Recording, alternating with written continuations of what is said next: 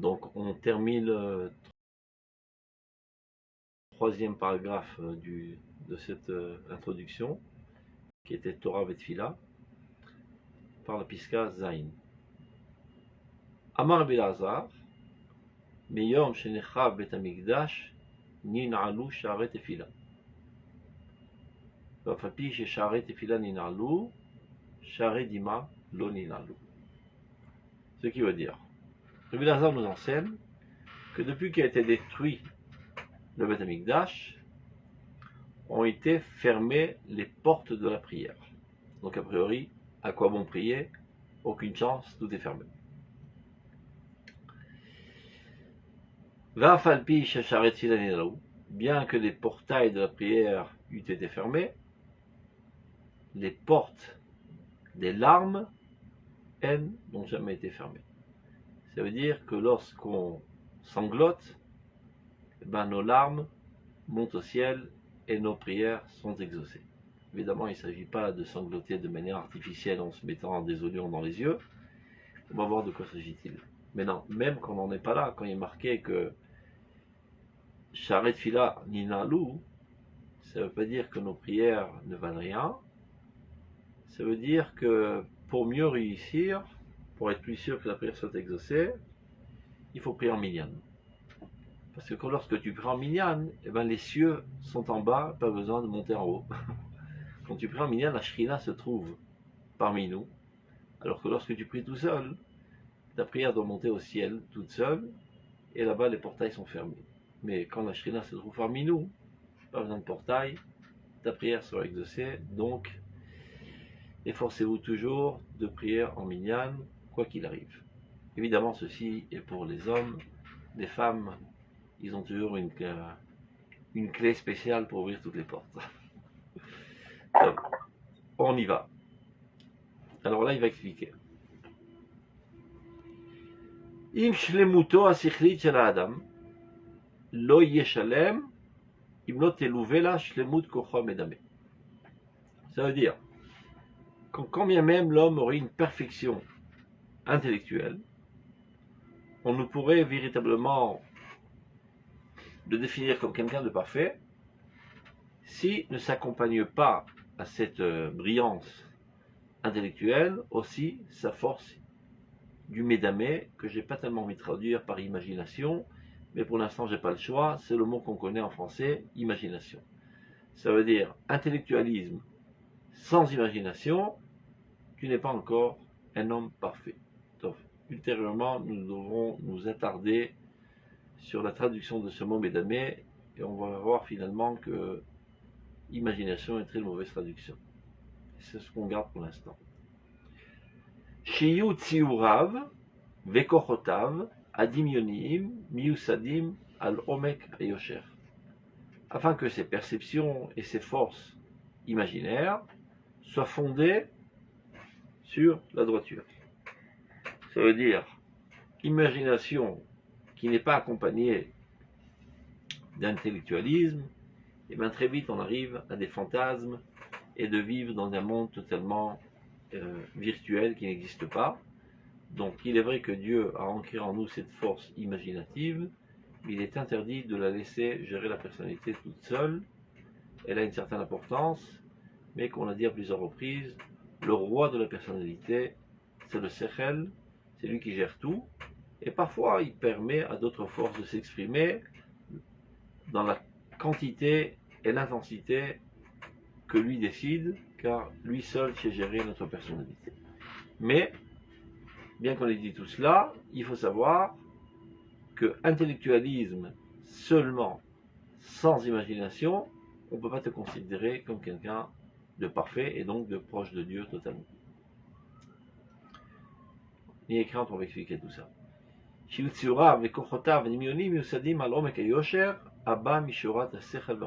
Et comment arriver à garder le bon sens, bien qu'on est influencé par l'imagination, bien que notre imagination est active dans notre personnalité, eh bien, il faut avoir recours à l'intelligence.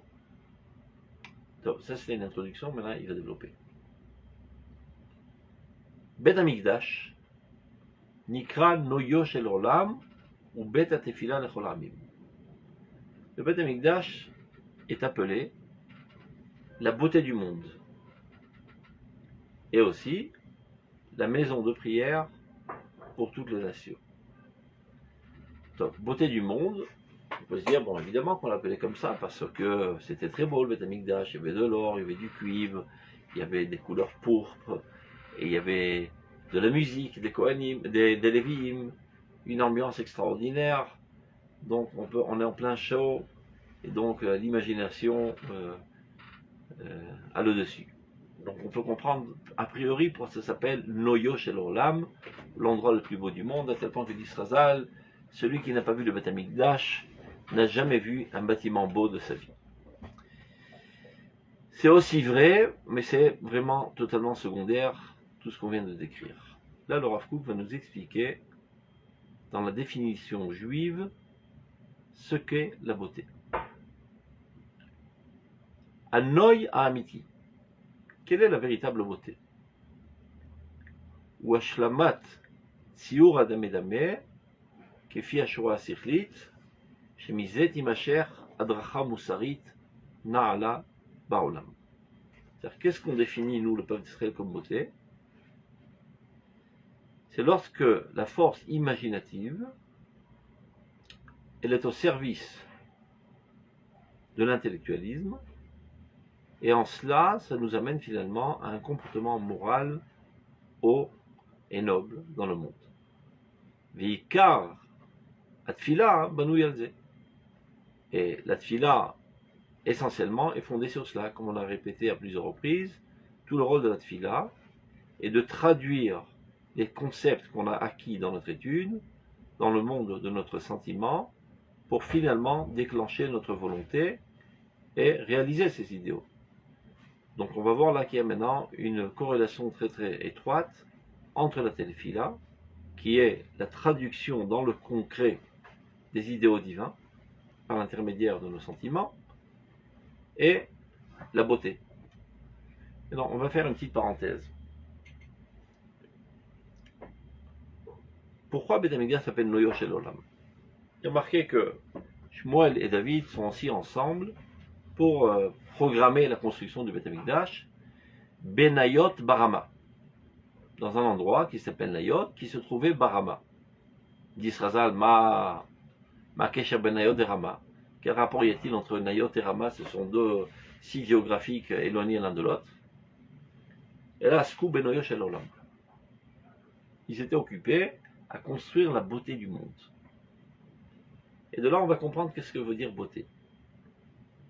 Il y a marqué par exemple dans la Torah, Ki archiv Hashem et Gevulcha, lorsque Dieu élargira tes frontières. Donc on parle d'expansionnisme. Comment Unkelus traduit? Ki yaft Hashem et Tehumer. C'est-à-dire, si on voudrait traduire mot à mot, lorsque Dieu embellira tes frontières, tes zones dans lesquelles tu habites. Donc c'est intéressant de voir que la traduction de élargir, se propager, expansionnisme, yaft, yofi, beauté. Qu'est-ce qui peut se propager de manière infinie? Supposons que quelqu'un mange et mange et mange et mange, bon, il va grandir, il va s'élargir, il va arriver à 2 mètres de diamètre peut-être, mais pas plus. Quelle est la dimension dans l'homme qui, elle, peut s'élargir et se propager de manière infinie?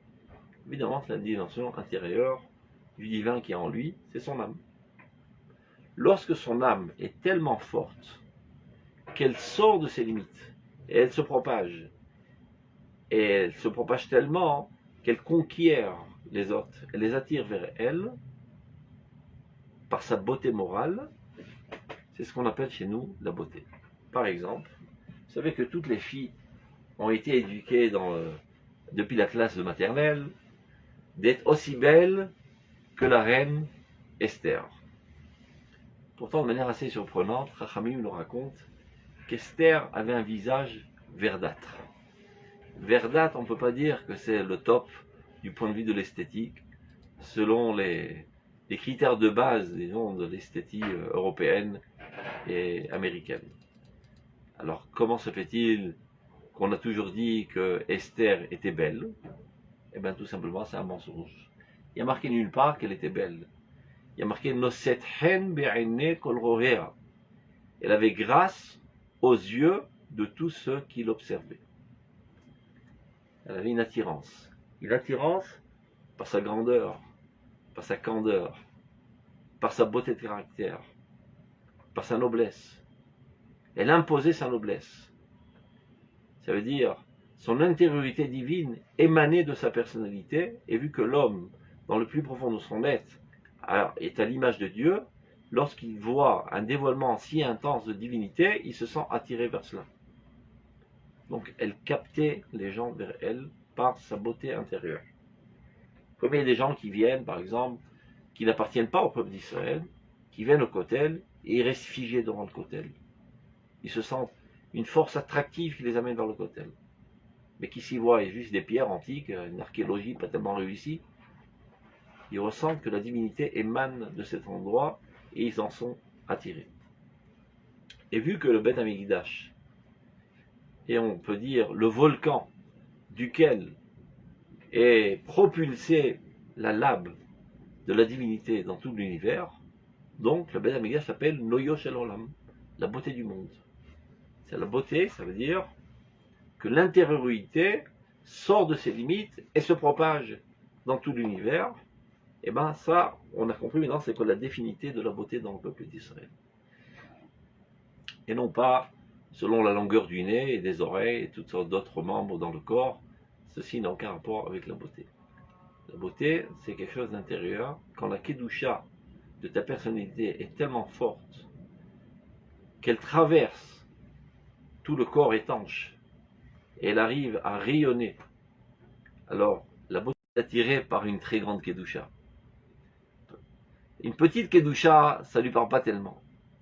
Mais une kedusha extraordinaire, même le pire des personnalités la plus étanche se prosterne devant cette grandeur. Juste pour la petite anecdote, pour rigoler un coup, je vais vous raconter une histoire vraie qui a eu lieu il n'y a pas longtemps. Il y a quelqu'un qui voulait se marier et chaque fois qu'il faisait des rencontres, ce qu'on appelle des shidduchim avec des filles, elles s'en évadaient de lui comme de la peste. Parce qu'il avait vraiment un sale visage. Il était vraiment insupportable à voir. Alors la fille, elle arrivait, 2 secondes après, elle prenait ses jambes, elle courait, elle s'évadait de lui. Parce qu'il avait une balafre monstrueuse sur son visage. Il ne savait pas quoi faire, il est sorti, je ne sais pas, des dizaines et des centaines de shidduchim, il n'arrive pas à se marier. Donc, désespéré, il va chez le Rav Kanievski. C'est le Gdol Israël aujourd'hui qui habite à Bnei Brak. Il lui raconte son malheur. Le Rav Kanievski lui dit, et est-ce que tu as raconté aux filles d'où provient cette mocheté monstrueuse? Il a dit non. Pourquoi? Je ne peux pas raconter. C'est un secret intime. Je te conseille de raconter. Non, je ne peux pas. C'est trop intime, c'est trop secret, je garde ça pour moi. Je t'ordonne de raconter. Donc, vous savez, chez les Haredim, on ne pose pas de questions. Le grand chef a dit, on exécute. Tov, donc, il va à la rencontre d'une nouvelle jeune fille, et le voit arriver, elle commence à se sauver de suite. Elle lui dit, attends 2 minutes. Non, il n'y a pas à attendre, je me suis trompé d'adresse, c'était pas moi, je m'en vais. C'est le Rav Kanievski.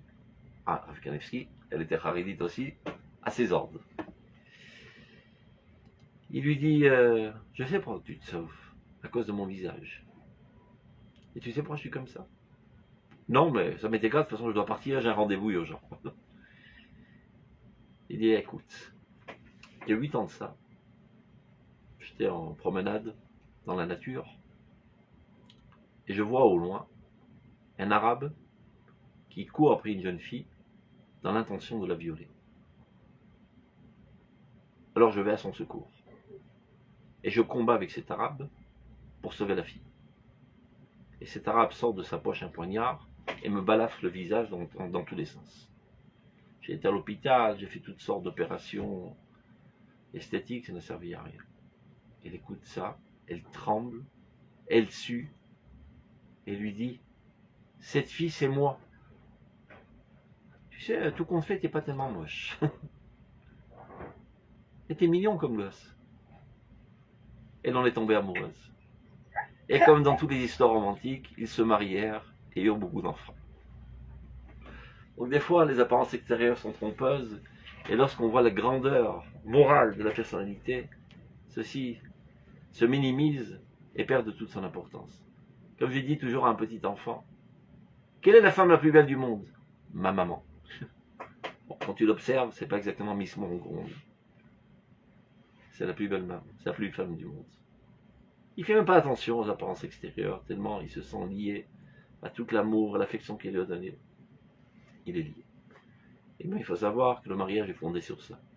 Il y a des gens qui cherchent des femmes avec une beauté du diable, et après quelques jours, ou quelques mois, ou quelques semaines, la beauté s'en va, il ne reste plus que le diable. Alors, de manière générale, quand tu te maries avec une fille, bon, si ça marche, Bezrat Hashem, après quelques mois, elle rentre enceinte, donc c'est pas exactement le mannequin que tu avais cherché au début, elle risque d'avoir des varices, et donc les veines vont lui sortir des pieds, donc elle n'est plus aussi belle qu'avant, et elle a grossi, etc., etc. Et qu'arrive-t-il si Chaz Shalom il fait un accident de voiture, alors tu la jettes à la poubelle, tu prends une autre? Donc on ne peut pas fonder le mariage sur une consommation esthétique selon les principes de base européennes, américaines, mais sur un lien profond, intime, et un amour profond de la beauté de caractère. Une fille qui a de belles midotes, eh ben c'est une fille belle. Une fille qui a un sale caractère, mais qui a envie de se marier avec elle? Ça sera l'enfer et ça explosera de toute manière après quelques minutes. Pas inviter un type à 5 centimes pour savoir comment choisir son conjoint. Mais sans rapport. Les Romains, ils n'avaient pas vu cette beauté de Rabbi Akiva et des autres. Ouais, mais mais les Romains non. Évidemment, mais ils étaient tellement contre la beauté morale, donc ils l'ont spécialement haï. Donc, on continue. Donc il dit le Rav, regardez dans le texte. On en était là.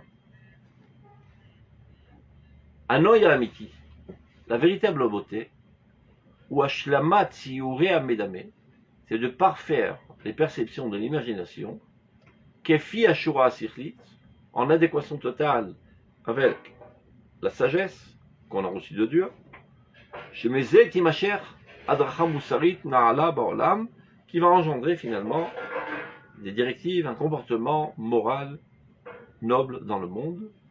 Veikara Tefila, ben Yalze. Et l'essentiel de la Tefila, en fin de compte, est fondé sur ça, de t'amener finalement à rentrer dans ton comportement, dans tes aspirations, dans tes sentiments, etc., dans tout ton monde intérieur, en adéquation totale avec les idéaux divins. Omlam. כל זמן שמכון המרכז הכללי של השיווי הכולל לכל האדם של השכל עם ציור המדמה היה קיים בעולם, היה קל גם לכל יחיד לכונן את דרכי ציוריו על פי יסודות השכל. On arrête là. Tant que il y avait dans le monde un institut universel dans lequel il y avait en harmonie totale l'intellectualisme avec la force imaginative. Le Beth Amikdash, dans lequel on fait les korbanot, qui sont fondés sur l'imagination. Parce qu'en fait, que lorsque tu observes cet animal qu'on égorge, tu t'imagines à sa place être égorgé, et c'est ce qui tu mériterais a priori. Et donc ça crée en toi toutes sortes de compréhensions autres que tu avais avant cela, qui étaient attiré par toutes sortes de choses bestiales. Et là, ça te remet les idées en place à l'aide de l'imagination. Ce n'est pas un enseignement intellectuel, on t'amène à une prise de conscience par le biais de l'imagination. Mais le Beth Amikdash, il n'y avait pas seulement des korbanot, il y avait aussi l'Ishkat Agazit. Là-bas, c'était la grande réunion des plus grands sages d'Israël. Ça veut dire l'institut par excellence de l'intellectualisme, de laquelle sortait la Hora'a à toute l'Israël. Et ça vivait dans le même endroit. Dans le même endroit, il y avait une harmonie totale entre le Sechel, le Regesh et le Dimayon. Sechel, Regesh, c'est la musique et c'est des lévim qui prenaient notre cœur, qui nous envoûtaient notre cœur d'émotion. Et la prière qu'on faisait au Beth Amikdash. Et le Dimayon. Donc, puisqu'existait de fait dans ce monde un endroit dans lequel il y avait une harmonie totale entre ces trois tendances, l'homme était plus capable d'accéder à cette harmonie dans sa personnalité. Ce qui est dit là, je vais vous expliquer d'une autre manière. Parfois, on voit dans les livres des Chachamim qu'ils disent presque la même chose. On voit un Mefaresh de la Gemara qui dit une opinion, et un autre Mefaresh qui dit une opinion totalement semblable. Et sans rapporter le nom de celui qui a émis en premier cette opinion. On ne peut pas imaginer que les Chachamim soient des arnaqueurs et des truands qui veulent frimer et de dire c'est moi qui ai innové cette opinion. Il s'avère qu'il n'a pas pris ça de ce rabbin. Et ce qui arrive, c'est la chose suivante. Lorsqu'un très grand ami de Chacham arrive à faire atterrir dans ce monde une compréhension de l'idéal divin à travers la Torah, et que lui l'a compris, et bien à partir de maintenant, ça se trouve dans des ondes qui sont plus perceptibles par des antennes plus petites. Comme ce petit appareil de téléphone là, qui n'est pas capable de capter les ondes directement des autres téléphones qui émettent. Il capte les grandes ondes qui viennent des antennes. Il y a une grande antenne qui capte les ondes et qui les réémet dans des capteurs inférieurs. Et même de même, il y a un très grand ami Chacham qui lui a capté un message divin grandiose en s'efforçant en étudiant la Torah. Il a compris. Une fois qu'il a compris, il a fait descendre ça dans ce monde et ça devient maintenant accessible à des gens plus petits. Et bien, à plus forte raison, lorsque de fait il y a dans ce monde-ci le Beth Amikdash, dans lequel on retrouve une harmonie totale entre l'intellectualisme le plus poussé de Anshe Nishkat Agazit, Anshe Sanhedrin Agedola, et les Korbanot, et les Shirat Alevim. Une fois que ça existe de fait dans le concret géographique sur le globe terrestre, ben les humains, en l'occurrence les juifs, peuvent aussi construire dans leur personnalité propre une harmonie entre ces forces. Mais depuis que le Beth Amikdash a été détruit, ce n'est plus réalisable. Et il y a une dichotomie dans notre personnalité. Parfois on est en intellectualisme, parfois on est en extase émotionnelle, parfois on est sous l'emprise de l'imagination, mais on a du mal à gérer tout ça ensemble en même temps.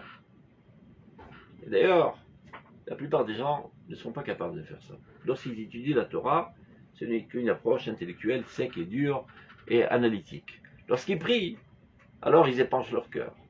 Et lorsqu'ils sont sous l'influence de Roi HaKodesh, alors là, ils reçoivent des messages.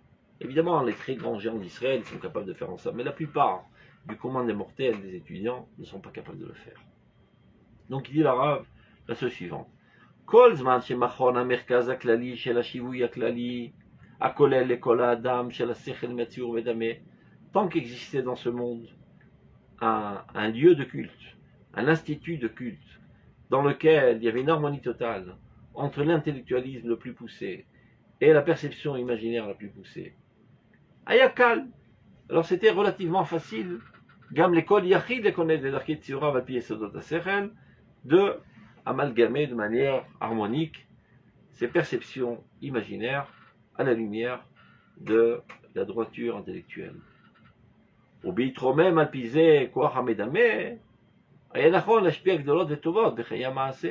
Et lorsque sa force imaginative s'élevait à la hauteur de son sechel, alors il pouvait, sans aucun doute, après concrétiser ses idéaux dans le monde réel. Car, comme on l'a dit à plusieurs reprises, l'imagination, c'est la force essentielle sur laquelle est fondé l'art, et c'est exactement, disons, la finalité, l'objectif de l'art, c'est de traduire des conceptions abstraites dans le concret. Et c'est comme ça que les idéaux les plus grandioses, les plus lointains, les plus nobles, etc., on arrivait à les faire descendre dans le monde imaginatif, dans le monde émotionnel, et finalement les concrétiser de manière parfaite. Alors là, on avait affaire à des gens parfaits. Aval, miyom shecharav Beth Amikdash. Depuis que le Beth Amikdash a été détruit. Qu'on comprenne un petit peu Qu'est-ce que ça veut dire la destruction de Betamikdash? Et on dit, eh ben mince, on avait un temple très joli, il ne reste plus que des ruines. Alors on a une nostalgie vers cette archéologie. Il faut comprendre que la personnalité humaine a été fortement atteinte et on n'a plus affaire à la même dimension humaine qu'on avait précédemment. Alors, Gemara dit tout notre goût et nos capacités ont été atteints à presque 90%. Donc, Miyom Shechar Bet Hamikdash, Batal Markaz Aklali Shel Kishur, Chouké Anefesh Haenoshi, Shebekocho Amedame, Elor Asechel, Ni Nalou Sharat Tefila. C'est-à-dire, on n'est plus capable aujourd'hui totalement de faire pénétrer toutes nos conceptions au niveau imaginaire et au niveau émotionnel. Et donc notre prière n'est pas une véritable prière. Ça veut dire, on essaye tant bien que mal de comprendre ce qu'on dit et un petit peu de s'enthousiasmer, mais on ne peut pas dire qu'il y a une harmonie totale entre ces forces. Kikol Yachid, ודאי יקשה לו מאוד לרומם לבדו את כוחו המדמה אל מרומי השכל. Tout individu aujourd'hui n'est pas capable d'élever sa force imaginative aux hautes sphères de l'intellectualisme. Et les familles, Bilgabout Amedame, Item Hasechel. Et s'il appuie trop sur l'accélérateur de la force imaginative, ben il peut finalement dérailler totalement, comme c'est le cas dans la quasi-totalité de l'humanité aujourd'hui, qui décide des décisions les plus cruciales, non pas à la lumière de l'intellect, mais à la lumière de l'imagination. Ça fait qu'aujourd'hui, les gens haïssent l'intellectualisme. Ce qui les intéresse, est-ce que c'est beau? Quand il va choisir une voiture, il voit le design. Si c'est agréable, si c'est attirant, si c'est beau. Mais il n'analyse pas la relation, par exemple, de combien d'essence au kilométrage. Ça c'est futile. L'essentiel, est-ce que c'est beau? Et de même, quand il s'en vient à se marier, est-ce qu'elle est belle? Peut-être qu'elle peut être une poupée, l'observer toute la journée. Est-ce que c'est un être moral? Est-ce que c'est un être idéal? Est-ce que c'est un être qui est capable de gérer une maison? Est-ce qu'il est capable d'éduquer les enfants à la croyance et à la crainte de Dieu? C'est ça ce qu'il faut voir. Quand tu choisis aussi quel est le Premier ministre le plus adéquat à gérer la nation, ben celui-là, il a une belle tête. Comme par hasard, il est acteur de cinéma. Donc on va le prendre. Et d'ailleurs, les politiciens qui ne sont pas des nouilles, parce qu'ils ont des conseilleurs, ils ont ce qu'ils appellent meatzvim, c'est-à-dire quel costard mettre, avec quelle couleur de cravate, et quelle banane mettre sur la tête, et se photographier avec une très jolie fille, ou bien à côté d'un footballeur. Je ne vois pas en quoi tous ces facteurs réalisent des principes en fonction desquels on doit choisir un Premier ministre. Ce qui nous intéresse un Premier ministre, c'est qu'il soit d'abord avant tout intelligent, qu'il sache analyser la situation, et qu'il ait une volonté de ne pas succomber aux pressions de tous les gangsters qui essayent à tout prix de le faire dévier de l'objectif de l'intérêt national. Et s'il n'a pas ces caractères, eh ben c'est un nul. Et pourtant, c'est pas ce qui se passe. Vous pouvez voir, par exemple, à la Knesset, sans vouloir citer de nom, il y a quelqu'un qui a un beau look, une belle banane, mais qui est totalement nul, qui n'a même pas le bac. Il a quand même 19 mandats. On se demande comment il arrive. Quelles sont les nouilles qui votent pour un tel idiot? Eh bien, il y en a pas mal de nouilles dans ce monde. Donc, on continue. Donc ça, c'est ce qui arrive lorsque l'imagination a le dessus. ולפעמים מתגברת המדמה, יצא מדרך השכל. ועל ידי התרגשות, יצא משורת היושר. Encore plus, quand il rentre en enthousiasme, des fois, il perd totalement la raison. Omnam, avant de continuer, je voudrais un petit peu plus développer, parce que j'ai dit que la traduction du mot imagination n'est pas totalement adéquate. Médamé en hébreu veut dire faire ressembler. Les damot, milta et milta. trouver une analogie. Ressembler entre quoi et quoi? C'est-à-dire de trouver un point de ressemblance entre quoi et quoi? Entre le monde abstrait et le monde concret. Ça veut dire, une des forces de notre personnalité est la suivante. Par exemple, je dis le mot table, qui est un concept abstrait. Vous fermez les yeux, vous voyez une table. Et vice versa. Vous voyez une plateforme surélevée du sol, qui est ronde et rouge et en plastique, et vous faites appartenir cet objet au concept de la table, dans lequel il y a des milliards de sortes de tables différentes. Donc on a dans notre personnalité un appareil, un genre de transformateur, dans lequel il y a input, output, kelet, pellet. Comment on dit ça en français? Je ne sais pas. Ça se dit input, output en français? Je ne sais pas, peu importe.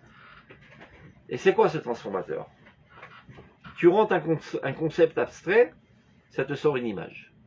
Ou bien, tu rentres une image, ça te sort un concept abstrait. C'est ça le rôle du médamé.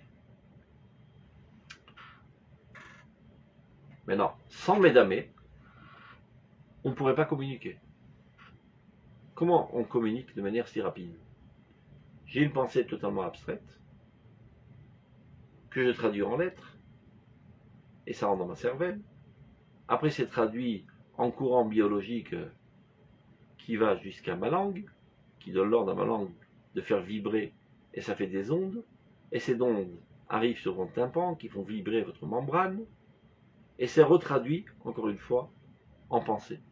C'est-à-dire qu'il y avait une existence abstraite au niveau de la pensée, qui a été traduite en message totalement concret, qui arrive chez vous en message concret, et qui est retraduit à nouveau en message abstrait. Tout comme une œuvre d'art. On en a parlé longuement. Un artiste qui a un sentiment d'amour, qui fait pénétrer ce sentiment d'amour dans son tableau. Il dessine, je sais pas, une maison avec une cheminée et du gazon. Et ça fait véhiculer un sentiment d'amour. Et l'observateur qui voit cet objet abstrait ressent le message abstrait qui se cache derrière cet objet concret. C'est ça le rôle de l'imaginatif. Maintenant, en français, on appelle ça imagination. Milachon, image. C'est bien du terme étymologique, image. C'est-à-dire imager. Tu prends un concept abstrait et tu le traduis en image. Oui, mais ça, c'est dans un seul sens. Alors qu'en hébreu, c'est à double sens. De l'abstrait au concret. Donc le mot traduction, imagination est au top. Mais du concret à l'abstrait, c'est pas une imagination, c'est au contraire, c'est une abstraction de l'objet concret. Donc si déjà on veut traduire en français, il vaudrait mieux dire analogie. Une analogie entre le monde abstrait et le monde concret, entre le monde concret et le monde abstrait. C'est ça la traduction la meilleure du mot Dimayon. Et le passage dit Biyad Neviai Adamé. Dieu dit, je me traduis en image dans la main de mes prophètes. Qu'est-ce que ça veut dire? Lorsque Dieu veut envoyer un message au peuple d'Israël, et lui dire que très bientôt, il va se passer ceci, il va se passer cela, il ne transmet pas au prophète un message abstrait. Il envoie son message. Le message est perçu par le prophète comme une image. Alors il dit, qu'est-ce que tu vois? J'ai vu un amandier. Bien vu. Un amandier, ça se dit en hébreu, shaked, et shaked. Ani shoked la sot l'armée Israël. J'ai l'intention de faire quelque chose suivante en Israël, très rapidement. C'est pas seulement la relation de mots shoked, shaked, c'est que l'amandier sort ses fruits très rapidement. Donc, le fait que tu aies vu un amandier, de manière associative, tu vas penser à une action qui va se faire rapidement. Donc, lorsque Dieu transmet un message au prophète, ça sort de Dieu dans l'abstraction totale, c'est capté par le prophète dans une image totalement concrète, et après il doit se casser les ménages pour faire de ça une extrapolation et recomprendre le message de manière abstraite et de comprendre que Dieu s'apprête à faire quelque chose très rapidement. Ça, c'est pour tous les prophètes. Mis à part Moshe Rabbeinu, qui lui capte le message divin dans son abstraction première. Ça veut dire, si chez nous tous, cette force imaginative se trouve entre le sechel et le regesh, entre l'intellectualisme et l'essence, et donc ça traduit de l'intellect au sens et du sens à l'intellect, mais si déjà cet appareil a un input à output, on peut le positionner en dessus du sechel. Et donc dans son input, il reçoit un message divin, et il transmet ça au sechel. Ça, c'est Moshe Rabbeinu. L'école Bétine et Manu. J'espère que vous avez compris, plus ou moins, je ferme la parenthèse, c'était juste pour qu'on expliquait de la manière plus exacte ce que veut dire Médamé. Toi, quoi qu'il en soit, on en prie de cela. Que tant que tu n'as pas une force de Médamé bien développée en toi, alors peu importe que tu aies des perceptions intellectuelles très grandes, si tu ne sais pas les traduire dans le vécu, dans le concret, finalement, ces idéaux ne seront jamais concrétisés, donc tu ne seras pas quelqu'un de parfait. Maintenant, pour pouvoir le faire, il faut qu'il y ait une harmonie parfaite entre le sechel et le médamé. Et le médamé est assez en proximité du regesh, qui est la tfila. Et tant qu'il n'y a pas de, on va dire, d'harmonie parfaite, alors on ne peut pas dire véritablement que tu es capable de prier et finalement de déclencher ta volonté. Lorsque le Beth Amikdash était Kayam, existait, ceci existait dans l'Église de manière intense et parfaite. Donc chacun de nous était capable de s'élever à ce niveau. Depuis que le Beth Amikdash a été détruit, il est très très compliqué, très difficile de s'élever à ce niveau. Donc, apparemment, nos prières ne sont pas véritablement des prières.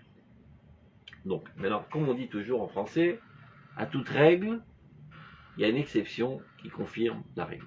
C'est-à-dire qu'on est en train de dire maintenant que théoriquement parlant, c'est quasiment impossible aujourd'hui de véritablement ressentir fortement dans nos émotions les idéaux qu'on a compris intellectuellement dans l'étude de la Torah, et donc, à plus forte raison, qu'on ne pourra pas totalement les réaliser. Donc, ça c'est la théorie. Mais il peut arriver, de manière exceptionnelle, que quelqu'un, tout d'un coup, sanglote. S'il sanglote, tu vois bien qu'il est ému.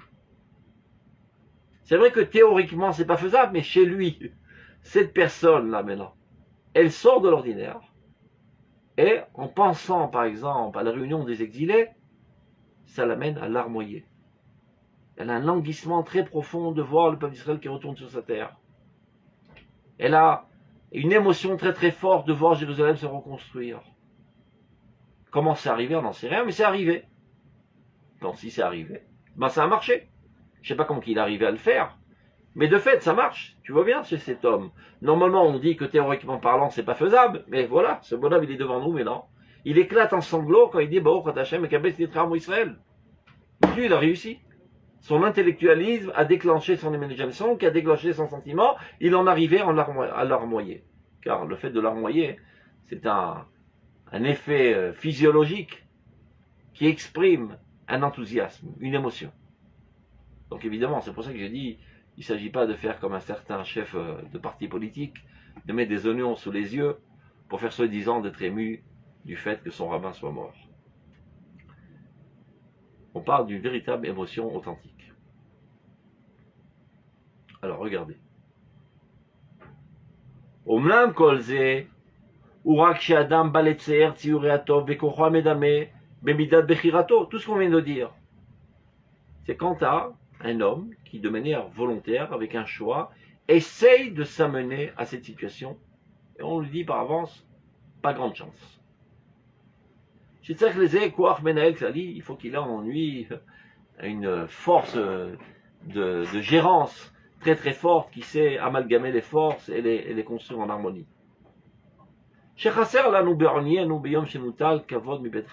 malheureusement, nous avons été appauvris et depuis que notre Beth Amikdash a été détruit, c'est presque inaccessible. Beth Achaim, le Beth Amikdash, la maison de toute vie, c'est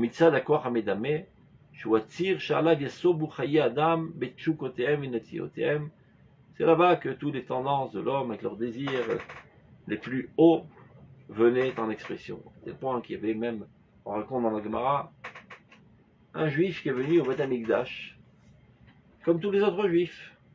Il est venu pèleriner. Donc, mais qu'est-ce qu'il voit là-bas? Il voit des tzadikim qui dansent, amoureux fous de Dieu, les Shimchat Bet HaShoeva, qui dansent et qui jonglent avec des flambeaux. On ne sait pas qu'il a été enthousiasmé de la rapidité sportive de ses rabbins. Il a été enthousiasmé de l'amour fulgurant qu'il y avait dans ses rabbins envers Dieu. Il en a été électrifié à tel point que lui-même est arrivé au niveau de la prophétie. Yona ben Amitai. L'Haftara de Yom Kippour. Arrivé à Michal, la femme de David. Hein? Non. Ben, tu vois, Quand elle est arrivée faire le fou en dansant. Donc elle avait un sale regard. Et d'ailleurs, elle a été punie par Dieu, elle n'a pas eu d'enfant. C'est vrai. Parce qu'elle voyait les choses extérieures plus. Ta manche s'est élevée, ça va nous gâcher l'image de marque de la famille, etc. C'est ça ce que tu vois, tu es disqualifié. Donc parfois, lorsque tu vois, ça arrive à chacun de nous d'ailleurs, tu vois un acte de bravoure, de moralité, tu en sanglotes. Pourquoi tu en sanglotes? Parce que ça se trouve en toi en fait. Toi, tu n'as pas réussi à l'exprimer. Tu as aussi, toi aussi, une tendance de générosité en toi, mais à cause de toutes sortes de cupidités, de comptes et de calculs, tu as tendance à étouffer cette force. Et lorsque tu vois quelqu'un qui fait un acte de bravoure, de générosité, de manière totalement authentique, pas pour la frime, tu envies cette situation. Tu te languis de cette situation qui se trouve en toi. Et tu sais que c'est la vérité.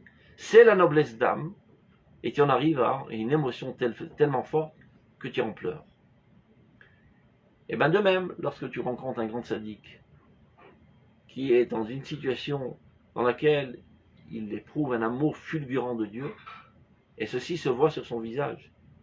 Lorsqu'il danse avec la Torah, lorsqu'il enseigne la Torah, il jubile de joie de faire grandir ses élèves. Rien que de voir ça, tu fonds d'émotion et ça te fait sangloter et ça t'amène à toi-même vouloir t'élever à ce niveau.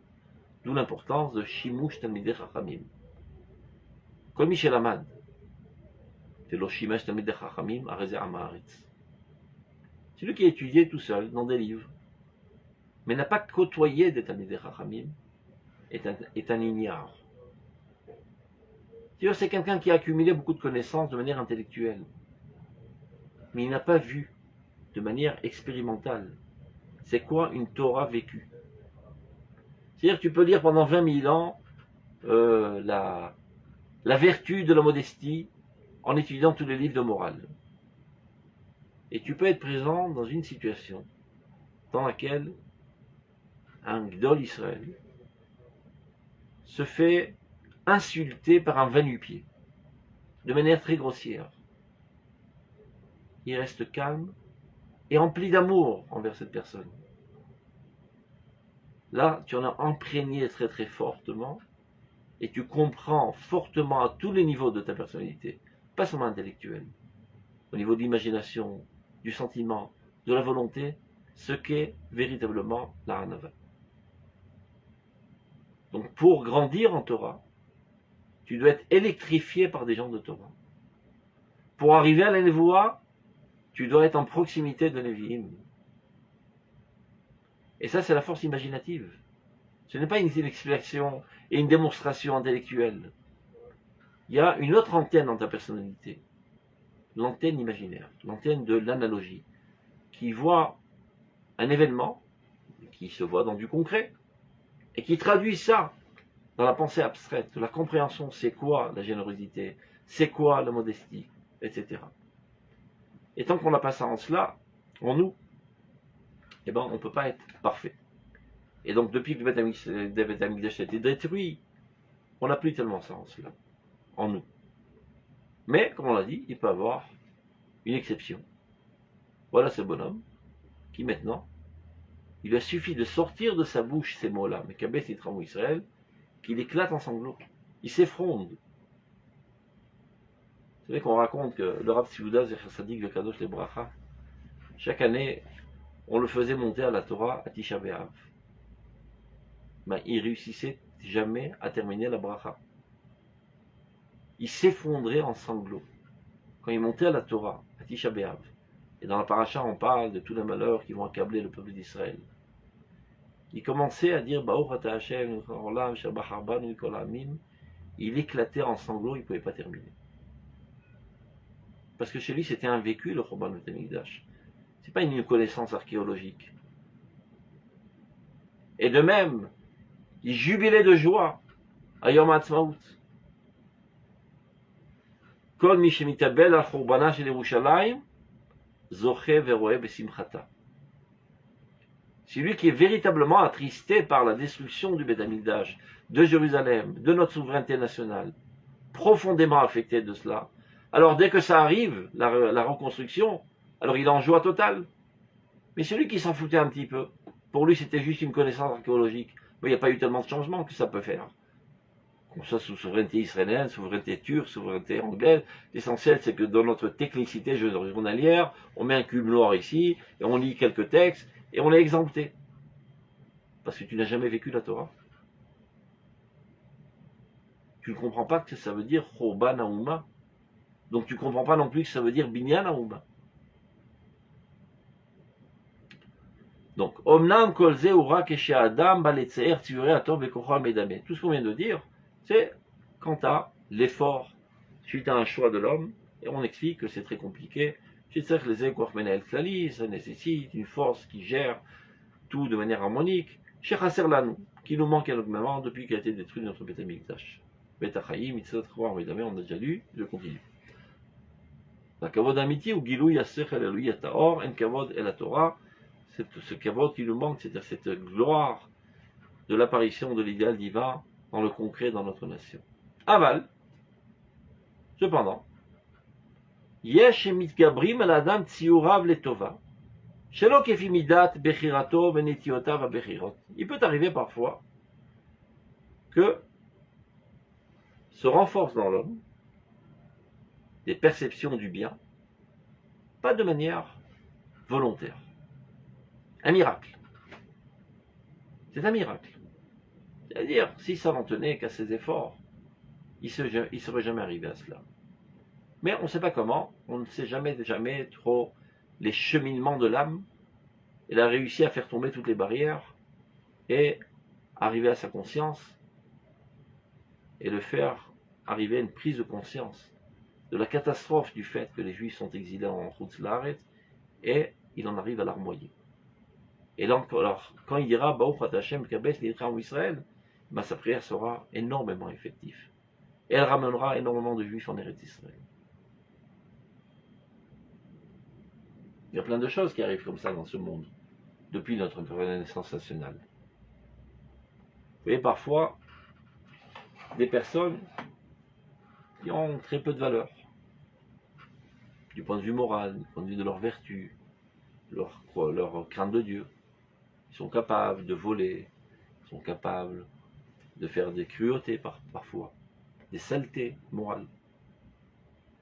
Et lorsqu'ils se trouvent dans une situation gravissime qui met en danger la nation d'Israël, tout d'un coup, ils se comportent comme des gens nobles de manière héroïque. Mais ce n'est pas totalement adéquat à leur train-train quotidien. Ben là, la Neshama enjambe leur monde du choix libre et prend le contrôle de leur personnalité. Et ils deviennent comme des lions et ils luttent et combattent pour la sécurité du peuple d'Israël jusqu'au prix d'en donner leur vie. Donc là aussi, ce n'est pas un itinéraire normal suite à une compréhension et un choix, etc. C'est un miracle. C'est l'âme qui a fait effondrer toutes les barrières et qui en arrive directement à gérer ses membres. Évidemment, on ne va pas enlever leur mérite parce que c'est vrai qu'il y a une force qui pousse à se comporter de la sorte, mais il a encore un certain choix de refuser, de ne pas se laisser drainer par son âme. Et il accepte. Et ça, c'est à son mérite. Mais c'est pas lui qui a déclenché le processus. C'est l'âme d'Israël, c'est Knesset d'Israël. C'est l'âme éternelle d'Israël qui attrape les soldats d'Israël en main et les fait lutter comme des lions pour sauver la souveraineté d'Israël, pour sauver l'éternité d'Israël en Eretz Israël. Et chacun d'entre eux, après, sont élevés à un niveau de Kedusha. Parce qu'ils auraient pu refuser. Ils auraient pu dire, calmons-nous, un enthousiasme passager, j'ai une femme qui m'attend et 4 enfants à la maison, calmons-nous. Non.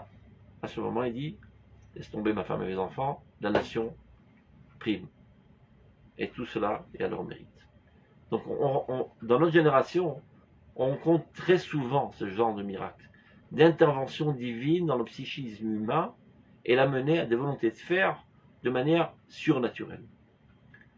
On a toujours l'habitude de parler de miracles au niveau physique. C'est pas excusez-moi, c'est pas la Hashgacha pratique qui nous amène à faire ce genre de, enfin, avoir cet élan de non, d'être c'est la Hashgacha Klalit, d'Afka. Ok, d'accord. Le bien de la nation. Que le Rambam nomme dans son livre Moreh Nevuchim, chapitre 2, paragraphe 45, Roi HaKodesh. Il appelle ça la prophétie. C'est le premier niveau de la prophétie dans les 11 niveaux de prophétie. De vouloir instaurer la justice dans ce monde envers et contre toute chance réelle. C'est une intervention divine. J'étais en train de dire qu'on a l'habitude de miracles au niveau physique, au niveau chimique. On transforme de l'eau en sang, on transforme un bâton en serpent. Au niveau astronomique, on arrête le soleil et on ne le laisse pas se coucher. Mais il peut avoir aussi un miracle au niveau psychologique. L'Okatsra, Yadosh, Lakajouchou, l'Oshia, Boura, Memeat, Dieu n'a pas de menace, de menottes, il peut rentrer dans tous les domaines de l'existence. De la même manière qu'il est capable de transformer un serpent en bâton, il peut aussi transformer une personnalité de serpent et le rendre un Superman de noblesse et de grandeur. Il intervient dans son psychisme et l'amène à vouloir très fortement venir au secours du peuple d'Israël. Mais encore une fois, je dis, laissons-leur le mérite, parce qu'ils peuvent refuser. La Chazara B'Tshuva שייכת לזה? כן, זה הערה, זה אותו דבר. אבל גם הרהורי בתשובה, זה לא כפייה. זה בא ממרומים, ça vient de haut, tu es, on va dire, violé par Dieu, attaqué par Dieu, et tu peux dire, oh, laisse tomber, j'ai pas envie. Et tu peux dire, Baruch haba, pénètre-moi. Mais les roues de Tchouva, ils viennent du ciel, évidemment. Je pourrais poser une question. Oui, bien sûr. Quel est le rôle au Beth Amikdash? On priait, Aya, Tfila. Gam. Gam, mais pas essentiellement. Essentiellement, c'était d'être. La Tfila remplace. Alors nous, pas. Non. C'est une fausse lecture. La Tefila ne remplace pas les corbanotes. On va voir ça dans la pisca d'après. Qu'est-ce que la Torah faisait? Qu'est-ce que faisait le Beth Amikdash pour l'émotion? Les gens pleuraient plus au Beth Amikdash parce qu'ils voyaient devant leurs yeux l'animal sacrifié à sa place. Ça, c'est pendant la Tfila, maintenant, on doit s'imaginer que la Tfila, c'est aussi un sacrifice. Non. Ce sont deux activités différentes et complémentaires. On en parlera, si Dieu veut, la semaine prochaine. C'est exactement le paragraphe d'après. Donc ne mêlons pas les choses. Mais c'est vrai qu'on était en très grande émotion. On venait à la rencontre de Dieu. Et on sentait la présence divine. Et on ne pouvait plus quitter. C'est comme si quelqu'un qui est amoureux fou de sa bien-aimée, il n'a aucune envie de la quitter, quoi qu'il arrive. C'est inexplicable avec des mots. D'être à côté, tout simplement. La mitzvah du Beth Amikdash, c'est l'irot et l'iraot. De voir Dieu et de se faire voir par Dieu. De venir à la rencontre de Dieu avec toute notre personnalité vivante. Aujourd'hui, on essaie de comprendre. C'est comme si que quelqu'un a vécu un événement très fort le jour de son mariage. Il le vit de tout son cœur, de toute son imagination, de toute sa volonté, de toute sa compréhension intellectuelle. Ça, c'est un événement vivant. Et un autre, on lui raconte c'est quoi le mariage. On essaie de l'expliquer sur le quoi le mariage. Ce ne sera pas un dixième de ce qu'a vécu celui qui s'est marié. C'est une perception très partielle au niveau intellectuel. c'est aujourd'hui notre avodat Hashem. Que représentait la tfila au Beth Amikdash alors? C'était secondaire. L'essentiel, c'était d'être en face de Dieu. Et les corbanotes, et les lévim, et les kohanim, toute l'ambiance autour. C'est de baigner dans la divinité. Et ça, malheureusement, on ne l'a plus. On n'en a plus, c'est fini. Ça va revenir, Bezrat Hashem. On est revenu en Eretz-Israël, on a construit notre État, et la Torah revient. Petit à petit, on est en train de guérir pour nous préparer à cette dimension de rencontre intime avec Akadosh Baruch Hu, qu'on n'a plus. Il faut savoir que notre avodat Hashem aujourd'hui, elle est minime. C'est exactement comme l'exemple que j'ai donné. Quelqu'un qui ne s'est jamais marié, ben, il ne sait pas c'est quoi le mariage. On peut l'expliquer avec des mots, ça ne veut rien dire. Il peut comprendre intellectuellement, mais c'est du bidon. Et ben, c'est notre situation aujourd'hui. On continue.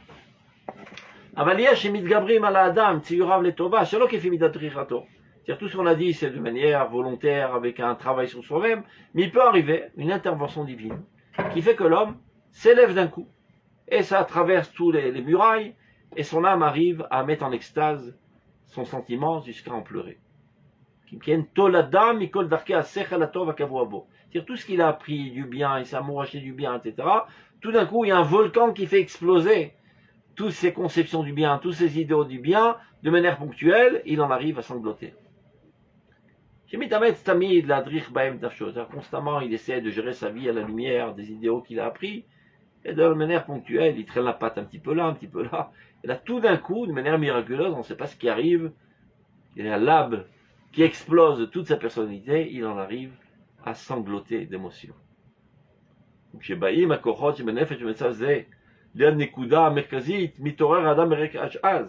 Lorsque toutes ces forces-là convergent à ce moment-là, alors l'homme arrive à une extase très très puissante, qui est bien en delà de sa force habituelle.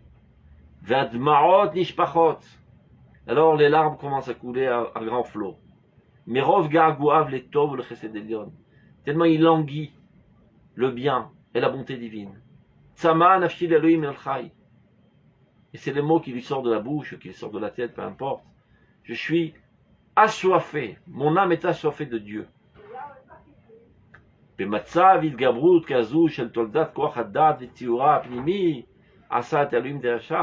Lorsque l'homme se trouve dans cette situation de renforcement, de bouillonnement de toutes ces forces de droiture, telles que l'homme, que Dieu l'a créé, cette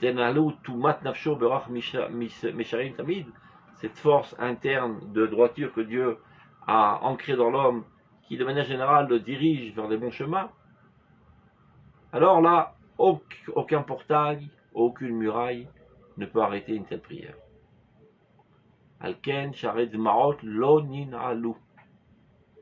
Les portails des larmes n'ont jamais été fermés.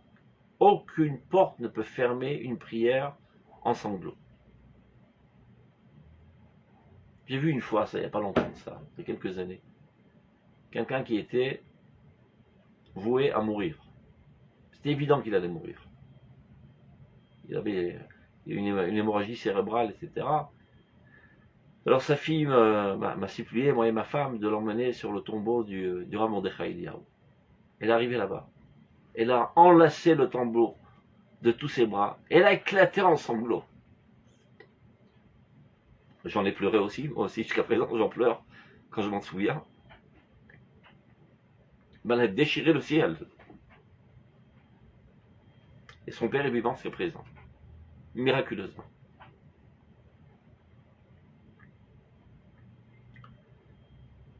Vim erech hashlama.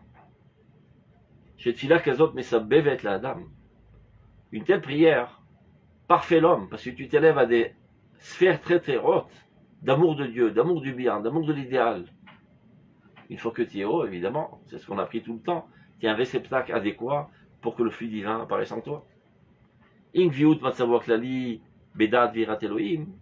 Évidemment accompagné de sa situation constante, de la connaissance de Dieu, de la crainte de Dieu. Alors à ce moment-là, sa prière apparaîtra et sera exaucée.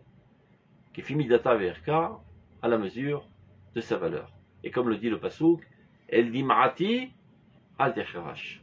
Oh mon Dieu, face à ma larme, ne reste pas sourd. Tov, on arrête là, portez-vous bien, priez bien, Kol Touv. Shalom, shalom. Shalom, shalom. Kol Touv.